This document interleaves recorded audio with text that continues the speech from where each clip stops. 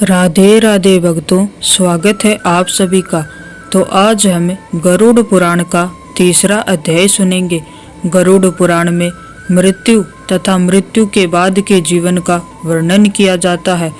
एक बार मनुष्य को अपने जीवन में गरुड़ पुराण अवश्य ही सुननी चाहिए। गरुड़ पुराण में उन सभी कर्मों का वर्णन है जिन कर्मों के कारण मनुष्य नरक की यातनाएं भोगता है। तो आज हम गरुड़ पुराण का तीसरा अध्याय सुनेंगे। तो कृपया करके आप इस अध्याय को पूरा सुनिएगा ताकि आप भी जान सके कि पापी मनुष्यों को यमलोक में कौन सी यातनाएं दी जाती हैं। गरुड़ जी ने कहा, हे केशव, यम मार्ग की यात्रा पूरी करके यम के भवन में जाकर पापी किस प्रकार की यातना को भोगता है वह मुझे बतलाइए। श्री भगवान बोले, हे विनीता के पुत्र गरुड़, मैं नरक यातना को आदि से अंत तक कहूँगा। सुनो, मेरे द्वारा नरक का वर्णन किए जाने पर उसे सुनने मात्र से ही तुम कांप उठोगे।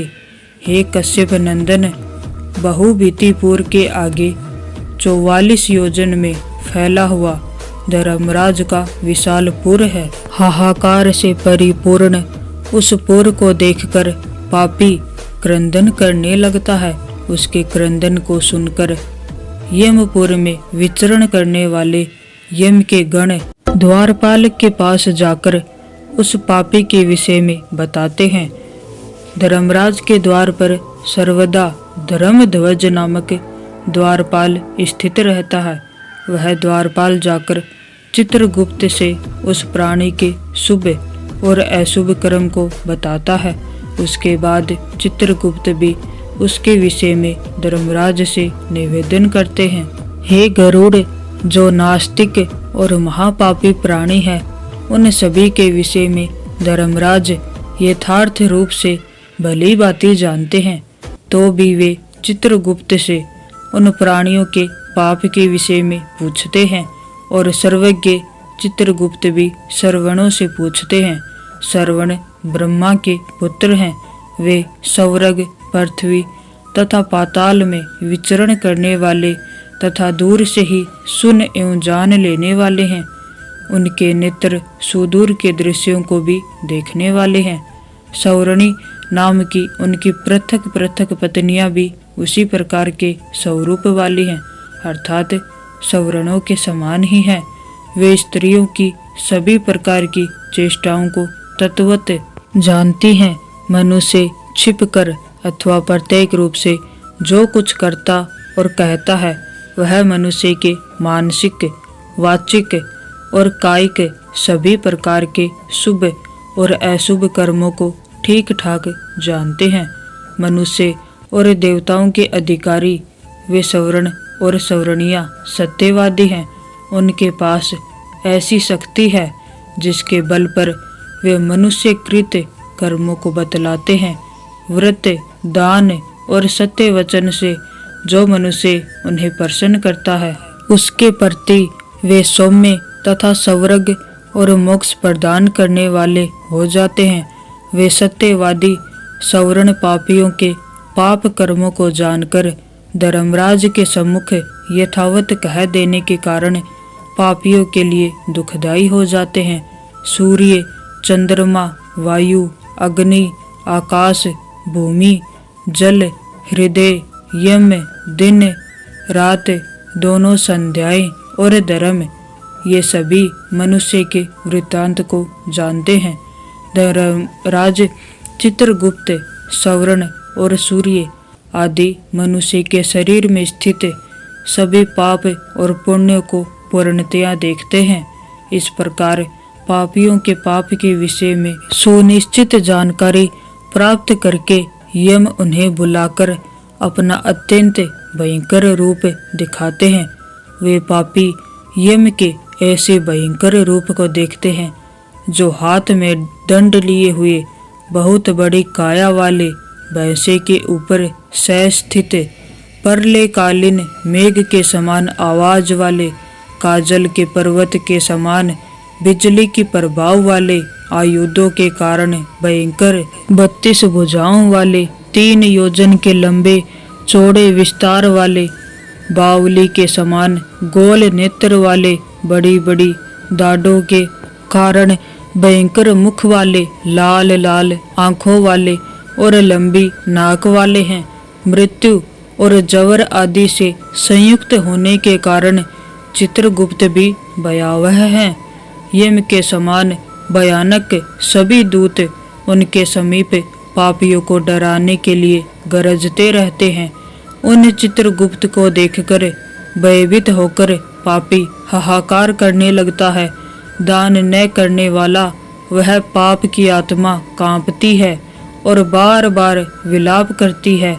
तब चित्रगुप्त यम की आज्ञा से क्रंदन करते हुए और अपने पाप कर्मों के विषय में सोचते हुए उन सभी प्राणियों से कहते हैं, अरे पापियों, दुराचारियों, अहंकार से दूषितों, तुम अविवेकियों ने क्यों पाप कमाया है?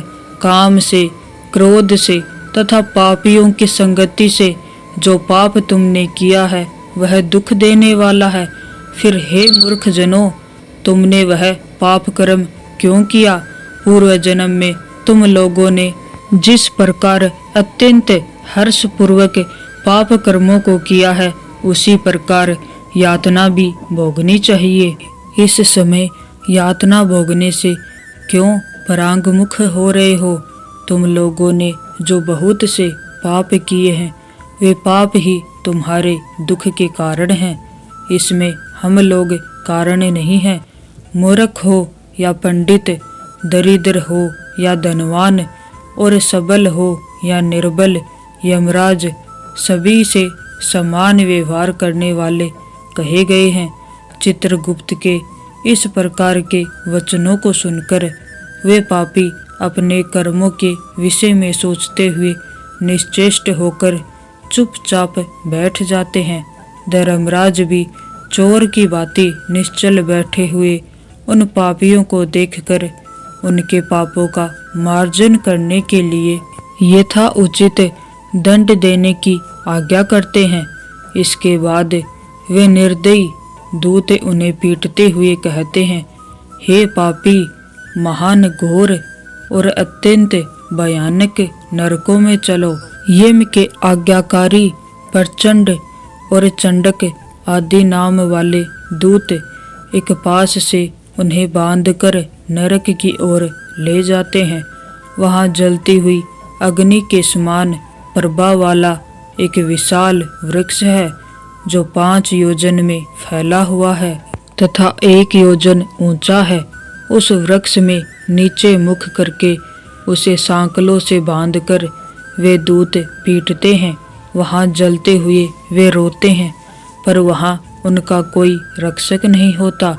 उसी सालमली वृक्ष में भूख और प्यास से पीड़ित तथा यमदूतों द्वारा पीटे जाते हुए अनेक पापी लटकते रहते हैं।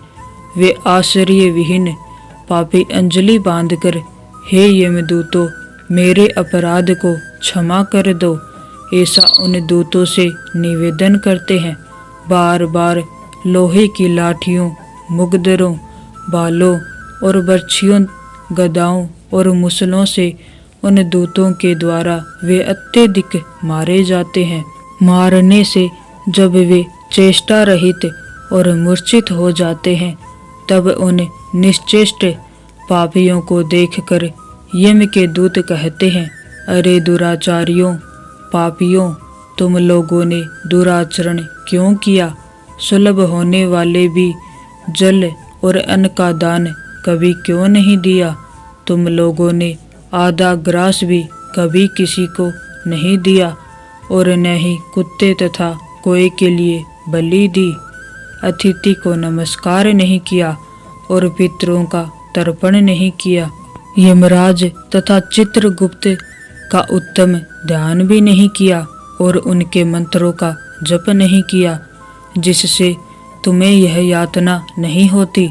कभी कोई तीर्थ यात्रा नहीं की, देवताओं की पूजा भी नहीं की, गृहस्थ आश्रम में रहते हुए भी तुमने हंतकार नहीं निकाला, संतों की सेवा नहीं की।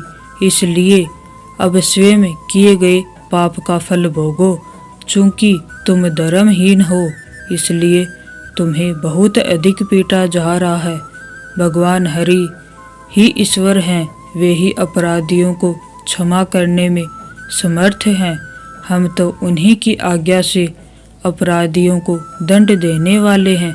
ऐसा कहकर वे दूत निर्दयता पूर्वक उन्हें पीटते हैं और उनसे पीटे जाने के कारण वे जलते हुए अंगार के समान नीचे गिर जाते हैं। गिरने से उस सालमली वृक्ष के पत्तों से उनका शरीर कट जाता है। नीचे गिरे हुए उन प्राणियों को कुत्ते खाते हैं और वे रोते हैं। रोते हुए उन पापियों के मुख में यमदूत धूल भर देते हैं तथा कुछ पापियों को विविध पासों से बांधकर मुगदरों से पीटते हैं। कुछ पापी आरे से काष्ठ की भांति दो टुकड़ों में किए जाते हैं और कुछ भूमि पर गिराकर कुल्हाड़ी से खंड खंड किए जाते हैं। कुछ को गड्ढे में आधा गाड़कर सिर में बाणों से भेदन किया जाता है। कुछ दूसरे पेरने वाले यंत्र में डालकर गन्ने की भांति पेरे जाते हैं। कुछ को चारों ओर से जलते हुए अंगारों से युक्त जलती हुई लकड़ी से ढक करके लोहा पिंड की भांति ददकाया जाता है। कुछ को घी के खोलते हुए कड़ाही में, कुछ को तेल के कड़ाही में तले जाते हुए बड़े की भांति इधर उधर चलाया जाता है। किन्हीं को मत वाले गजेंद्रों के सम्मुख रास्ते में फेंक दिया जाता है। किन्हीं को हाथ और पैर बांधकर अधोमुख लटकाया जाता है। किन्हीं को कुएं में फेंका जाता है। किन्हीं को पर्वतों से गिराया जाता है। कुछ दूसरे कीड़ों से युक्त कुंडों में डुबो दिए जाते हैं, जहां वे कीड़ों के द्वारा व्यथित होते हैं। कुछ पापी ब्रज के समान चोंच वाले बड़े बड़े कौवों, गिद्धों और मांसभोजी पक्षियों द्वारा शिरोदेश में, नेत्र में और मुख में चोंचों से आघात करके नोचे जाते हैं। कुछ दूसरे पापियों से ऋण को वापस करने की प्रार्थना करते हुए कहते हैं, मेरा धन दो, मेरा धन दो। यमलोक में मैंने तुम्हें देख लिया है, मेरा धन तुम्ही ने लिया है। नरक में इस प्रकार विवाद करते हुए पापियों के अंगों से सड़सियों द्वारा मांस नोचकर यमदूत उन्हें देते हैं। इस प्रकार उन पापियों को सम्यक प्रताड़ित करके यम की आज्ञा से यमदूत खींचकर तामिस्तर आदि घोर नरकों में फेंक देते हैं। उस वृक्ष के समीप में ही बहुत दुखों से परिपूर्ण नरक है, जिनमें प्राप्त होने वाले महान दुखों का वर्णन वाणी से नहीं किया जा सकता है। हे आकाशवासी ऋण गरुड़, नरकों की संख्या 84 लाख है। उनमें से अत्यंत भयंकर और प्रमुख नरकों की संख्या 21 है। तामिस्तर, लोह शंकु, महारोवर, सालमली, रोर, कुड़मल, कालसूत्रक, पुतिमृतक, संघात, लोहितोद, सैविष, संप्रतापन, महानिर्य, काकोल, संजीवन, महापथ, एविची, अंधतामिस्तर, कुंभिपाक, संपत्रान तथा तपन, ये 21 नरक हैं। अनेक प्रकार के पापों का फल इनमें प्राप्त होता है और ये यम के दूतों से अधिष्ठित हैं। इन नरकों में गिरे हुए मूर्ख, पापी, अधर्मी जीव कल्प पर्यंत उन नरक यातनाओं को भोगते हैं। तामिस्तर और अंधतामिस्तर तथा रोवादी नरकों की जो यातनाएं हैं, उन्हें स्त्री और पुरुषपुर पारस्परिक संग से निर्मित कर भोगते हैं। इस प्रकार कुटुंब का भरण पोषण करने वाला अथवा केवल अपना पेट भरने वाला भी यहाँ कुटुंब और शरीर दोनों को छोड़कर मृत्यु के अनंतर इस फल को भोगता है।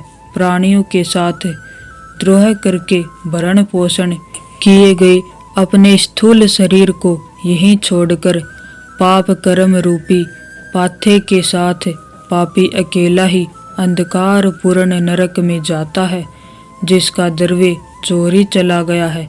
ऐसे व्यक्ति की भांति पापी पुरुष देव से प्राप्त अधर्म पूर्वक कुटुंब पोषण के फल को नरक में आतुर होकर भोगता है। केवल अधर्म से कुटुंब के भरण पोषण के लिए प्रयत्नशील व्यक्ति अंधकार की प्रकाष्ठा अंधतामिस्तर नामक नरक में जाता है। मनुष्य लोक के नीचे नरकों की जितनी यातनाएं हैं, क्रमशः उनका भोग भोगते हुए वह पापी शुद्ध होकर पुनः इस मृत्यु लोक में जन्म पाता है। तो इस प्रकार यह गरुड़ पुराण का तीसरा अध्याय संपन्न हुआ। यदि आपको यह अध्याय अच्छा लगा हो तो वीडियो को लाइक करके चैनल को सब्सक्राइब जरूर कर दीजिएगा। आप सभी को हमारी तरफ से राधे राधे।